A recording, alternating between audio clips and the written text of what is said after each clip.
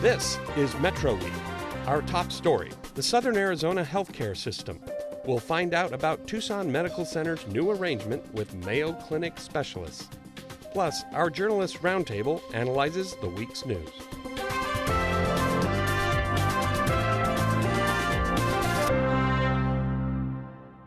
Welcome to Metro Week. I'm Andrea Kelly. The healthcare scene is changing in Southern Arizona, with hospitals forming partnerships to improve care and expand services. One example is Banner Health's recent acquisition of University Medical Center. Here's how it worked. Banner purchased the University of Arizona's hospital system this year in a deal valued at nearly $1 billion. It took months of negotiations, and when it was complete, the hospital took a new name, Banner University Medical Center. U of A President Ann Weaver Hart says the partnership, quote, ensures the long-term sustainability of the university's academic medical programs, end quote. Banner is a nonprofit that operates other hospitals and healthcare facilities in Arizona and 6 other states. It became the state's largest private employer with the university hospital acquisition. The purchase included the hospital on Ajo Way, now called the South Campus, and clinical sites throughout the Tucson area. Plans include rebuilding the main hospital on North Campbell Avenue starting next year. The medical schools in Tucson and Phoenix are still part of the University of Arizona. Another new hospital healthcare alliance in Southern Arizona is between the Mayo Clinic and Tucson Medical Center. This week I interviewed Rick Anderson, TMC's Chief Medical Officer. He's been at the hospital for 2 years and says the new arrangement is already in demand, less than a month after it launched. You recently announced a partnership with the Mayo Clinic. Can you explain what that means? Yeah, and partnership probably isn't the right word. What I'd like to describe it as a clinical collaboration. So TMC and the Mayo Clinic Care Network have developed a clinical collaboration between our institutions. Mayo has about 32, 33 hospitals in that Care Network. And really what it does is makes available all the expertise at the Mayo Clinic for our doctors and patients. So for a patient, maybe give us a hypothetical scenario of what this new collaboration means. Right. So obviously patients can always go up to the Mayo Clinic. They're right there in Scottsdale. But what this also does for our physicians that are on staff at TMC, if they have a question or a concern, maybe they need a second opinion on a patient and they need it fast, they can now go ahead and do something called an e-consult. So what they do is they formulate their question, they gather the clinical data, get the patient's permission, and we basically facilitate movement of that clinical data to the Mayo Clinic. The Mayo Clinic then assigns it to one of their specialists, and in about 48 hours we have a formal consult regarding that patient and that care. So rather than the patient really having to go up to Scottsdale, in 48 hours now that physician here in Tucson may have the answers that he or she needs to go ahead and continue to care for the patient. So is it doctor-to-doctor conversations regarding records and the first doctor's examinations, or are there actually sort of teleconferencing with patients? Well, it actually is more doctor-to-doctor, but what we send is the doctor's narrative as well as lab tests, any pertinent x-rays or films, any pathology results, even sometimes the actual pathology slides to share with the Mayo Clinic physician, who can then review those and make his determination. What does this mean cost-wise for patients? Will there be additional savings or extra charges? That's a great thing. It's a big fat zero. So it's free for our physicians, it's free for patients that use it. TMC does pay a subscription fee to the Mayo Clinic Care Network, but everything else is free to our patients and our docs. So it seems useful that a patient can get a second opinion or a little more medical information out of this. What's in it for TMC as an institution? That's a great question. Part of the relationship also involves our ability to use Mayo Clinic as a partner if we have questions or needs on the administrative side. So if we want to change something, and being a standalone community hospital, we don't have a big system to turn to. Now we have the Mayo Clinic to turn to. So we do have hours that we can actually consult with the Mayo Clinic, and they can help us work on infections, work on how we put patients to the emergency department. Really consult with us as far as best practices and how we can make those changes here in Tucson without hiring another consulting firm. They can be our consulting group. Why not just bring in some extra specialists, or you mentioned not bringing in consultants, but some other doctors to add to the secondary opinions? Why not do this on your own? Yeah. One, I think the Mayo Clinic has the ability to recruit the best of the best. I believe as a physician, the Mayo Clinic is one of the best, if not the best hospital in the country. Not only their Scottsdale facility, but they have one in Florida and again, the mothership in Minnesota. So they have that great ability with that reputation to be able to bring in the best of the best, because they see things that no one else sees, or we see very rarely. So for TMC to have that ability to bring those physicians to Tucson, it'd be very difficult. Now, University of Arizona's hospital has recently partnered with Banner Health, and Carondelet is working on partnering with Tenet.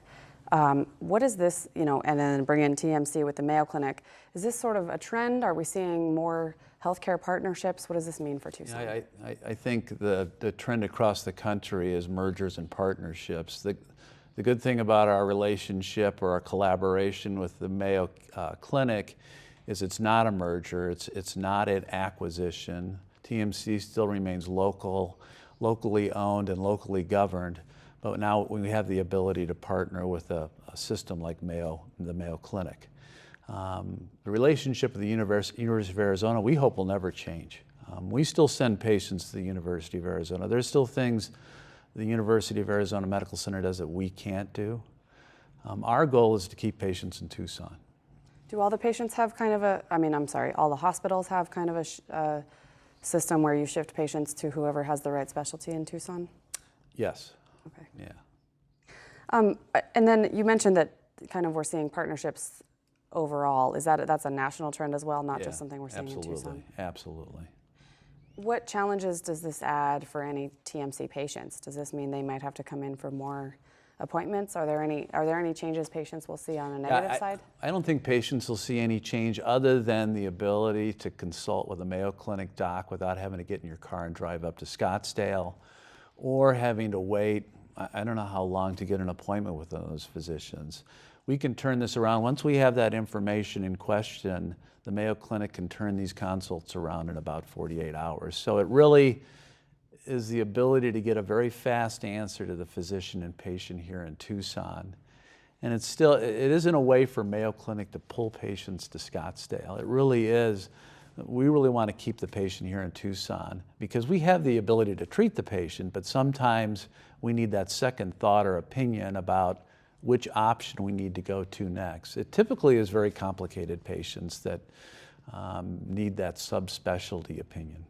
Now, who will be driving this? Say, can a patient request this Absolutely. Mayo second opinion, and a doctor might as well? Yes. We probably believe that doctors are going to typically drive this, but we've already seen patients requesting their physicians to see if they can get an e-consult. Is there any risk, just generally in the medical community, with patients having too much information, getting too many opinions, seeking another second or third or fourth opinion after this type of consult? Yeah, I think our physicians had that issue. They were a little leery because this is something new, because the consult is being done long range. The physician in Scottsdale isn't actually seeing the patient, but it's providing an opinion, and is there liability related to that opinion? And our thought when we talked to the Mayo Clinic about that is that they've not experienced any issues with that. I think the bottom line is the physician with the patient is always the decision maker. He or she always has to take all that information, put it together, and come up with what's best for the patient. And they still have that ability to make that decision. They have that expertise and the ability to talk with the patient, give the choice. So for me, I'm not seeing the risk. I see it as all benefit. Now, if a patient gets this consultation with the Mayo Clinic, a TMC patient has this extra consultation and second opinion, do they then now have a relationship with Mayo Clinic if they want to go up and see a physician? Are they more in that network at this point? That's a great question. Yeah, they do. Actually, once the Mayo Clinic has that patient information, that patient does become a Mayo Clinic patient. So Mayo Clinic now has that record and keeps those films and protects it. They're not sharing it with anyone, and they're not billing for that. But if that patient then decides they want to go to the Mayo Clinic, or the physician here in Tucson feels the patient would be best served in Scottsdale or Minnesota, that stuff's already up there, and that opinion is already on file. And how did you get to this point with Mayo Clinic? Did you look at any other healthcare collaborations you could do with other clinics or other organizations? Yeah, I think before I came, I think TMC really looked at whether or not, and TMC's board was looking at whether or not it would be best for TMC in the long run to become part of a system.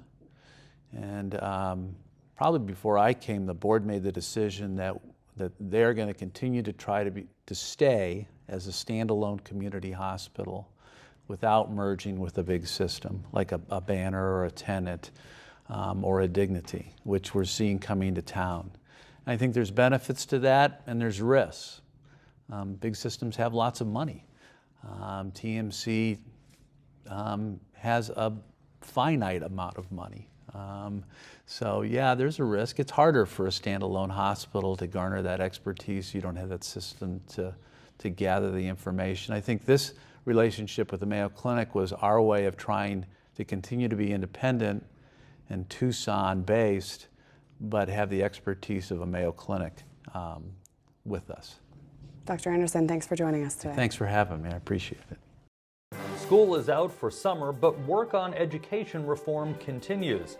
What's in store for students when they return to the classroom in the fall? Once we're perfect, then we don't have to change that. But right now, we don't have nearly enough kids performing nearly as well as they're capable of.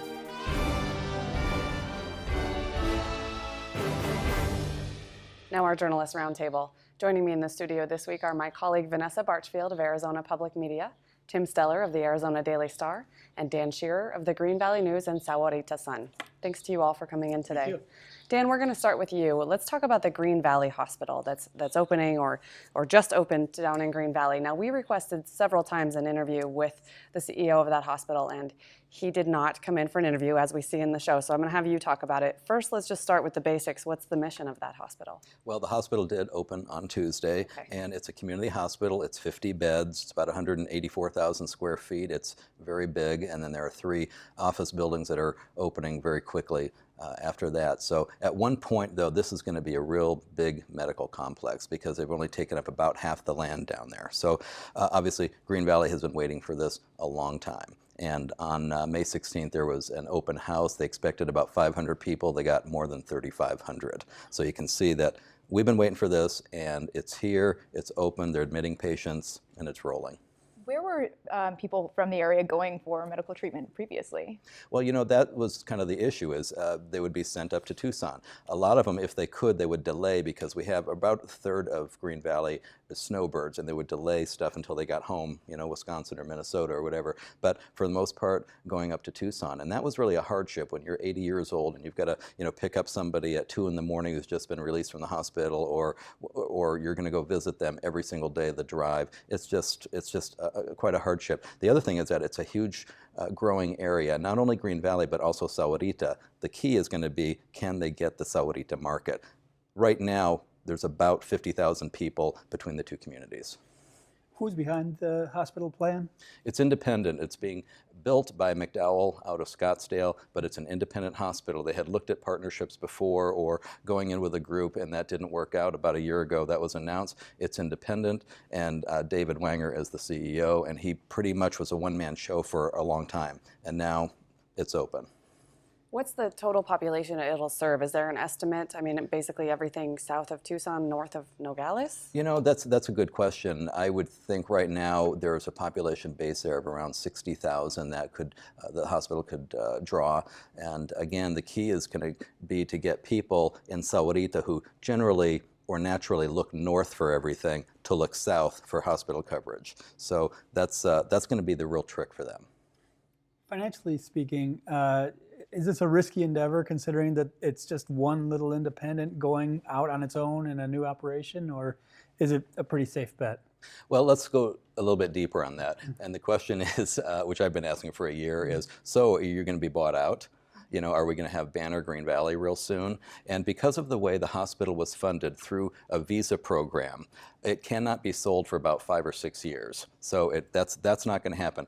Partnerships, is that going to happen? Yes. None have been announced, but it certainly could happen, and I would expect that as soon as they, probably after the first of the year, after they really get things up and going. Wait, so when you say partnership, that would mean a less than 50% stake or something like that, some ownership? I don't think that they wouldn't give up anything because they can't. I think it would be more collaboration with others who might have a specialty in a certain area, Carondelet or a Tenet or Northwest, you know, to come in and do something with them. I would look for that fairly soon, but it will not be sold. So Dan, the hospital was originally slated to open in June. Then they told me they wouldn't do interviews until it opened, but it opened Tuesday. Why does it seem like they don't want to talk about this?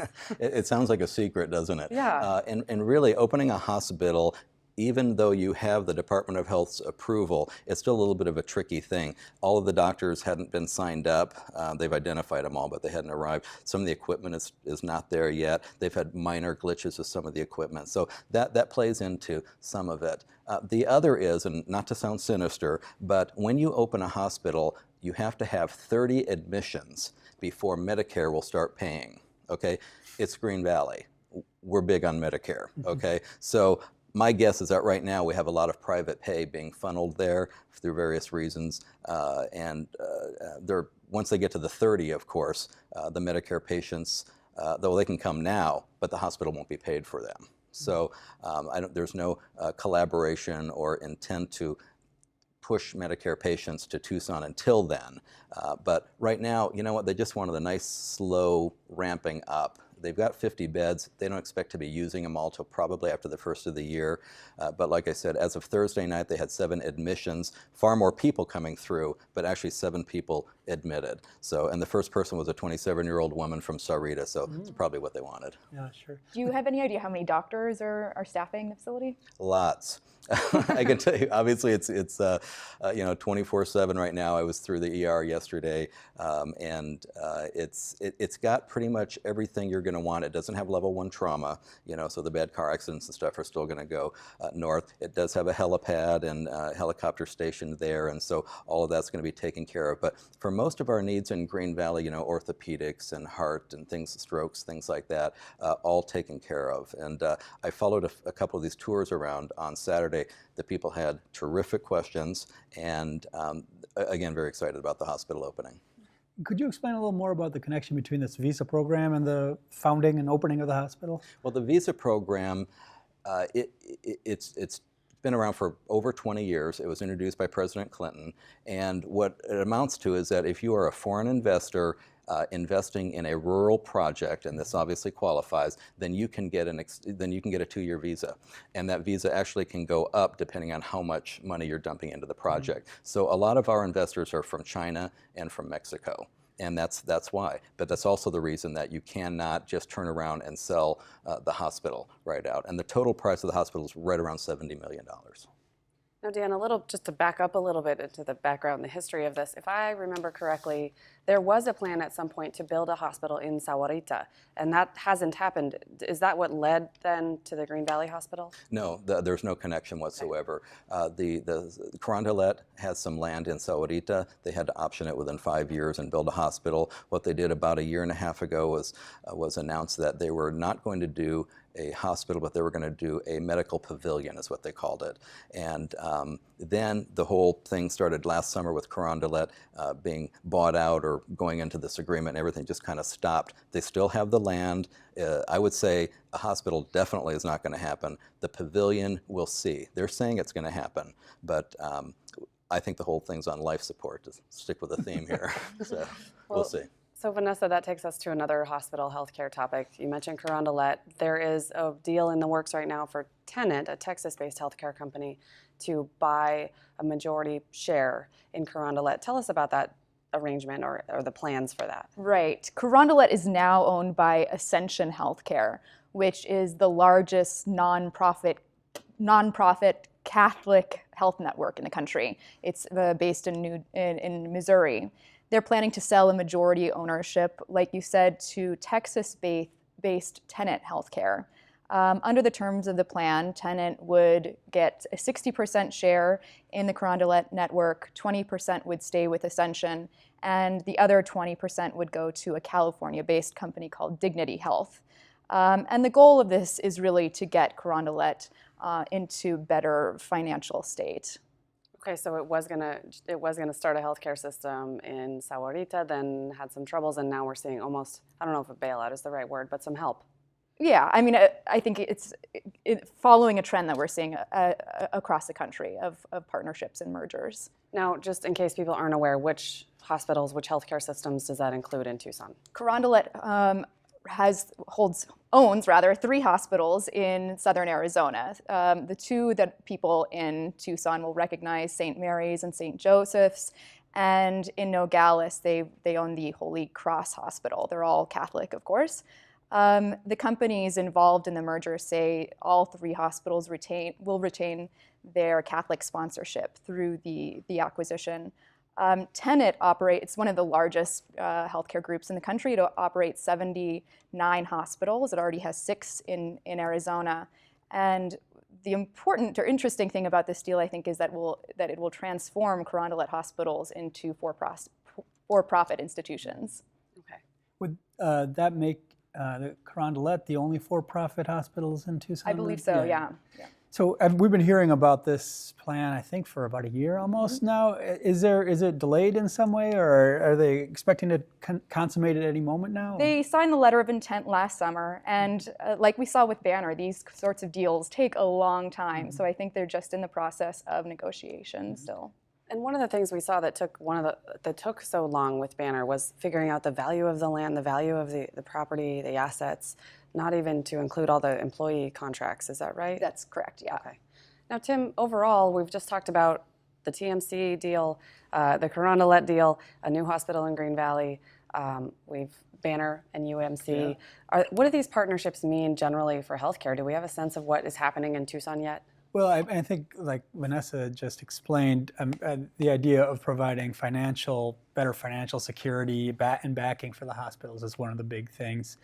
Something that you've seen in other cities is that the individual hospitals or their ownership groups have merged within those cities. But here in Tucson, we're not seeing that right now. In fact, we're adding an additional owner in the case of the Green Valley Hospital. So we still got 3 separate main hospitals, well, maybe 4 if you count Northwest. You got Northwest, you got Banner UMC, Tenet and Ascension if that goes through, and then TMC. And so probably the more likely effects that we would notice would be if those companies started to merge among themselves as opposed to merging with larger corporations.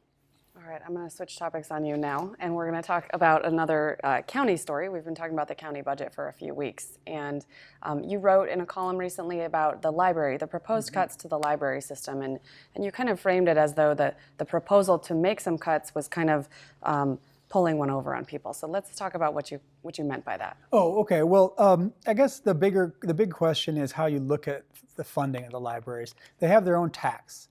And so the idea seems to be that they would be independent, financially independent of the other county functions. But as the county administrator himself acknowledges, he doesn't view it that way. He likes to blame the state's cost shifts for a lot of the county's financial problems, and including, to an extent, the library. And so my argument has been that, okay, if it's true that the state's cost shifts can influence this separate tax and the library services we can provide, then it must also be true that the county's other financial decisions affect what services libraries can provide. And it's not just a state decision, it's all these state and county and other decisions that influence what library services we can provide. So we can't look at it in a vacuum, and we can't consider just a discussion about only the library budget. Yeah, that was my point. Now, things have really changed since Chuck Huckleberry first brought this up, I think in April. He talked about closing 4 libraries then and other cutbacks.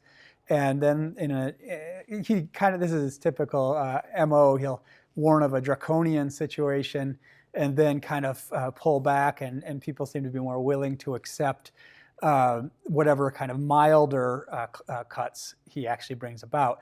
Well, in this case, we've gone from milder cuts, that is, he went from closing 4 libraries to closing 1 library and cutting Sunday hours to now doing none of that, which is the decision the county board made this week. However, they did agree tentatively or preliminarily to increase the property tax, the secondary property tax that we pay for the libraries from, I think it's 43 cents to 51 cents per $100. So they're moving on that. Do you think the libraries would be in the same situation if they were still under the jurisdiction of the city?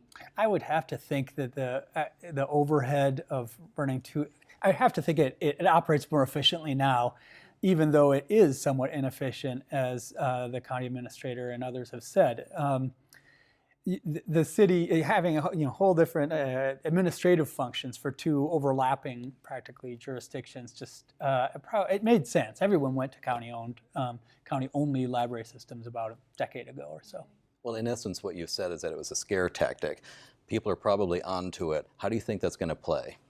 Well, yeah, I mean, we could see this kind of tactic, or we do see this kind of tactic in all kinds of discussions, and it's people call the bluff. But the fact is, he's not wrong. That is, Chuck Huckleberry isn't wrong that there are financial straits that we're in. So, and he's not wrong that we probably are going to need efficiencies or cutbacks of some sort in the libraries, at least over the medium term. So, we can't say it's strictly crying wolf. Over the long run, we're going to have to take a look at some other changes to the libraries. End result of cuts might not be crying wolf, but the strategy of how to convince people to get on board. Yeah, that might be the more accurate way of describing it. Dan, I wanted to ask you about a Sahuarita Town Council decision or discussion that's happening right now, which is to outfit the police officers there with body cameras. Of course, this is something we've seen playing in national news stories, the lack thereof, or what those cameras have shown in recent news stories. So what is this proposal, and how close are they to making a final decision? Well, we're putting our next budget together right now, and the police chief, who is newly arrived in December from California, used body cameras at his former agency, and he's a big proponent of them. So what they have decided to do is put $50,000 into the budget and look at possibly buying cameras for all 44 sworn officers, but they are researching it right now because it's really kind of a two-edged sword. People tend to be on their best behavior when they know they're being filmed. And so that's one advantage to it. But one of the drawbacks is that you think that you know the whole story when you're looking at an image from body camera, and you don't. So we're looking at it right now. My guess is, because he's a proponent of it, and $50,000 isn't a whole lot of money, and that a lot of agencies are looking at it, we're probably going to go ahead and approve it at some time, maybe actually go out and buy them later on this year. But we'll see. It's still a small agency, but we'll see. Do you know about how many, is Sahuarita on the leading edge in the Tucson area, or are there others that have already gone as far as they're talking about? I don't know if anybody else in this area has done it. We had never even really discussed it before, but I think what's happened in the United States, particularly over the past year, has certainly driven this. Oh, yeah. But there are other questions too regarding the public and journalists too. When we go ahead and ask for this, we want a copy of the tape. They may be just inundated with this, and can they actually handle that? And is it going to be worth the pain to provide it for us? Because they may have to actually hire extra staffing, because everybody's going to want those images. You can imagine every single police case will involve a request from the defense attorney for the body cam data. Yeah. Absolutely. Have there been any sort of police brutality questions in Sahuarita? That's a great question. No. Okay. So my question is, why do we really need to do this right now? And that's exactly what they're examining right now. And again, $50,000 isn't a lot of money. We can probably spend it, somewhere else. But that's a really good question, and that I know of. There's no reason, but why not get ahead of it? That's probably their thinking. What's the time frame on deciding the Sahuarita budget and making this decision? The budget will be decided by this summer. I think they're going to go ahead and include this, and then he will just have the option over the next year of using that money if he wants. And where did he come from before that had body cameras? He was in California, north of Santa Maria, and I cannot remember the name of it. I'm sorry. So that's all right. Yeah. That's all we have time for on this show. I want to thank each of you for coming in today. As usual, all the stories we produce at Arizona Public Media are available on our website. There you can also go through video and photos of our new project called Favorite Places, and you can submit photos of your favorites online and through social media. Next, Arizona Week checks in on the governor's goal to reform education.